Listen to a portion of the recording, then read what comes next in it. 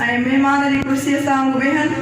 कासिम सोडर साहब इस्लामाबाद खां आया आहिनि।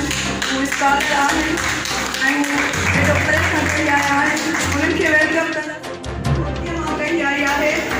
ज़िंदगी में जेके बि बहिराणीअ में औरतुनि जा मसइला थींदा आहिनि, कारोबारी रेस ज़ाती मथे अचे,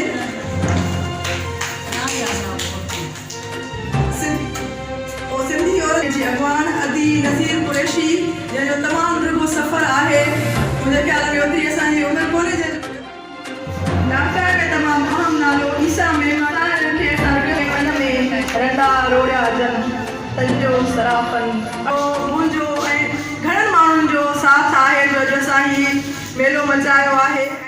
सभ खां पहिरियां आउं अदा सिकंदर मर्द वधीक अहम आहे ऐं औरत खे हुन मर्द जी तन्हाई ख़तमु करण लाइ तकलीफ़ कयो आहे।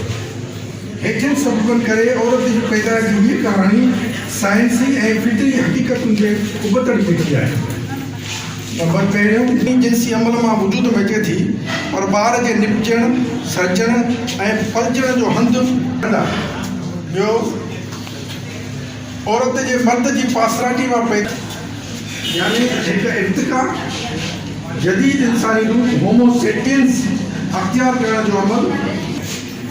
क़बाइली ऐं जागीरदारी समाजनि में औरत खे मर्दनि जी मिल्कियत सम्झो वञे थो ऐं हुननि जी हैसियत हिकु ग़ुलाम वारी मुल्कनि में बि औरत जी समाजी ऐं इक़्तिसादी हालत मर्द खां घटि हुजे थी। ज़रई इन्क़िलाब खां अॻु औरत ऐं मर्द जी हैसियत कहिड़ी हुई, इन लाइ मुल्ताज़ शाहिदी हुई। क़बाइली दौरु अहिड़ो बि हो जंहिंमें औरत खे मर्द मथां समाजी बरतरी हासिल हुई।